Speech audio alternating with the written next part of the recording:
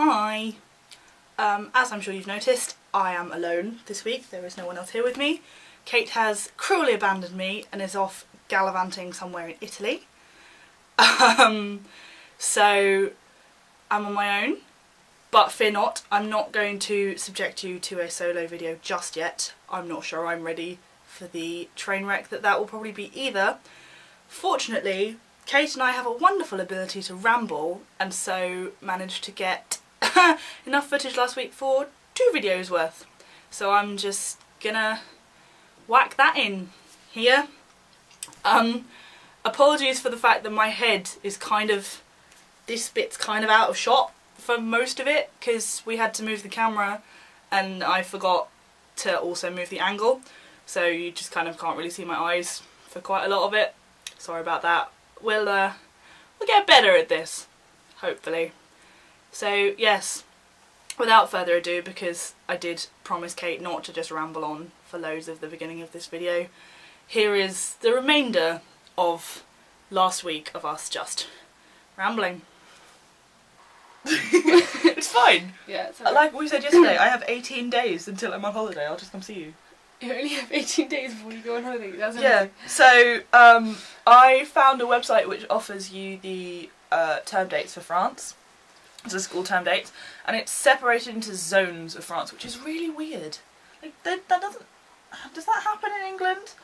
Like if I was on half term, would you not be? No, I think it's different in like Scotland, but that's a whole different country, so I don't think it depends. Anyway, so it means kind of my housemate Flo, she and I aren't on holiday at the same time always. I think we have a matched week, but she starts a week before and then I have another week after or something. We worked it out a little while ago. So yes, I begin work on October the 1st. The October French half term begins on October the 18th. Power through those days. Yeah.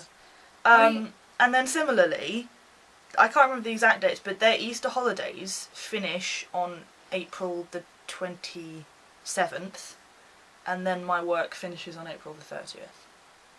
Mm-hmm. So those 3 days are going to be really useful. Yeah.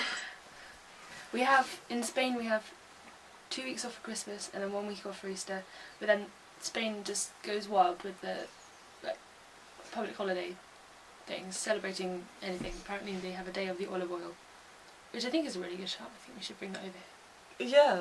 I mean, what does that entail? Does everyone throw olive oil at each other?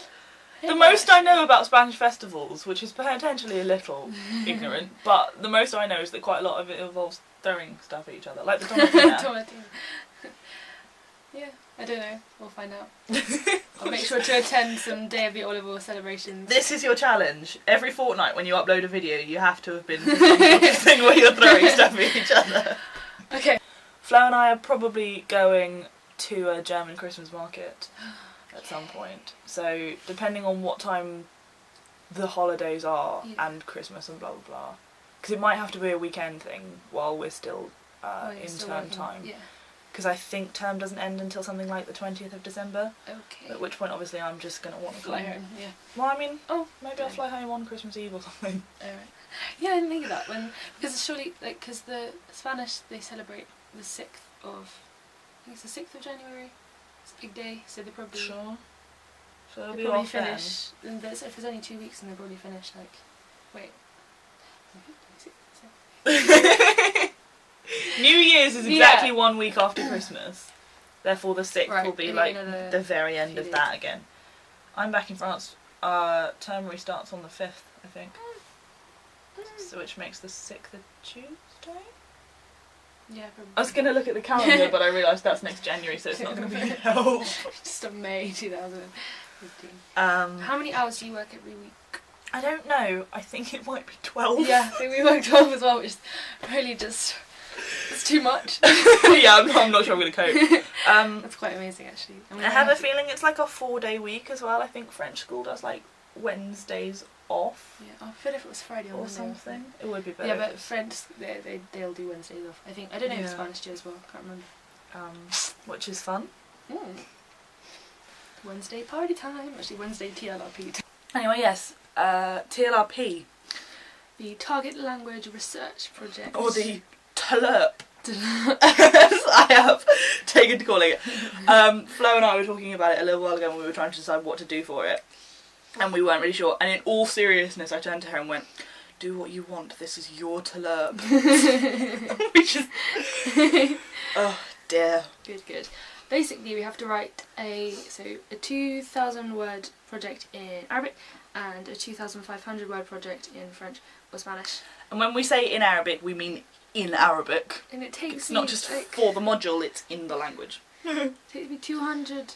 For 200 words, it took me about 2.5 hours to type because I'm really slow and it's really hard, isn't it? You just have it. Mm-hmm. So 2,000 words, I'll be there for days. Mm-hmm. We do have days. Yeah, that's true. I mean, that's fine. you know, we'll be there for a while. So yeah, it's sort of, the department gave us a load of different options of things we could do this project on, and then we had to choose. We still don't know exactly what we're doing. We had to choose 2 and submit proposals for them, and then we're waiting to hear back which one they want us to do. The thing is, I skewed mine slightly, for Arabic at least, I skewed mine slightly, so that if they give me the second one that I didn't really want, I'm just going to change it to the first one.